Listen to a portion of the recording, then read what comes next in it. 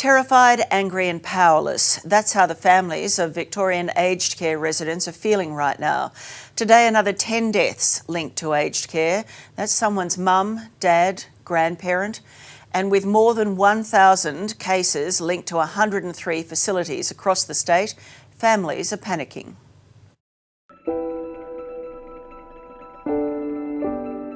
"92-year-old Elvira struggles to breathe as coronavirus ravages her body. Hello, Ma. Not changing. I was saying, you don't be afraid, try and stay calm. You're going for tests and you'll be back, just to reassure her, because she thinks she's going to hospital to die.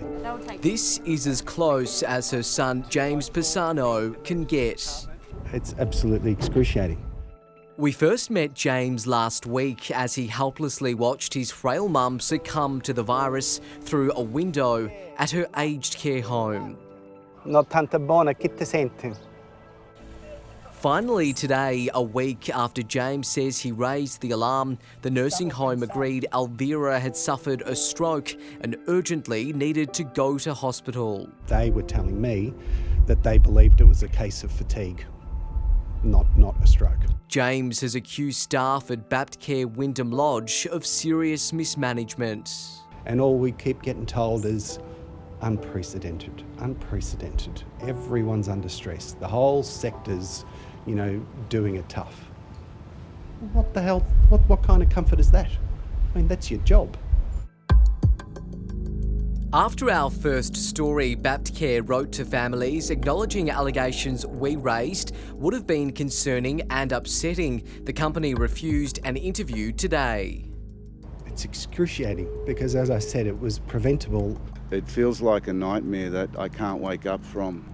Frank McAuliffe is dealing with an unimaginable heartache, losing both his elderly parents within 30 hours. It's just come down on my family like a ton of bricks. We're not able to get together to grieve.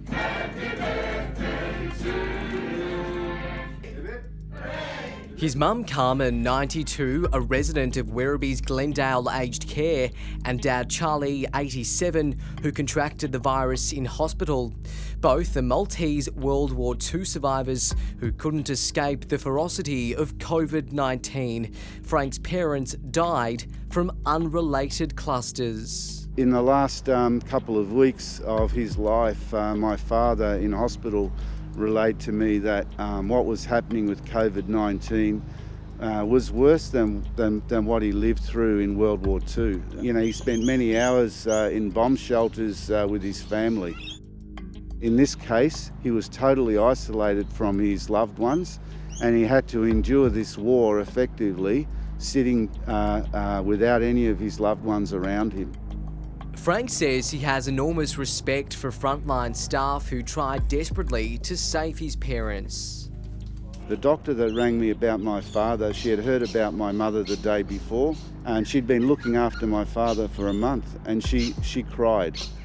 He's now speaking out against what he calls a systemic failure in our aged care system. The rules and regulations that they need to comply with are obviously inadequate. It's just clear they're inadequate. It's like a horror show. It's like a horror movie.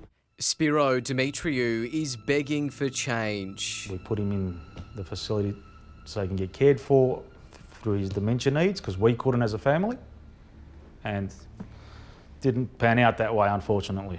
This is his 73-year-old father, John, in March, while Spiro was showing him news of the pandemic. Yeah, very bad. Months later, John would die alone. Wouldn't even treat animals the way they got treated. Not getting fed, showered, soiled pads and so forth. John was the 20th casualty at St Basil's, which recently sent this letter to families. I have never ever been able to get a fair go from the press. They are there to sensationalise the news and sell papers, clicks and attract viewers. There's a lot of things not getting told. by St Basil's. More than 1,400 cases have now been linked to aged care across 103 active sites. At least 98 residents have died, surpassing the death toll for Sydney's Newmarch Nursing Home and the Ruby Princess combined. You could say aged care residents are sitting ducks. Hospitals are reluctant to take them, and some providers like Blue Cross don't want to care for them either. In fact, in a leaked letter, Blue Cross ordered hospitals not to send its residents back here if they're a suspected case of coronavirus or if they're still awaiting test results. A senior medical source has also told A Current Affair of a COVID patient in pain who was refused palliative care medication for an entire night because nurses refused to enter their room. Been surprised that the number of deaths haven't been higher in the last few days actually because of that aged care phenomena.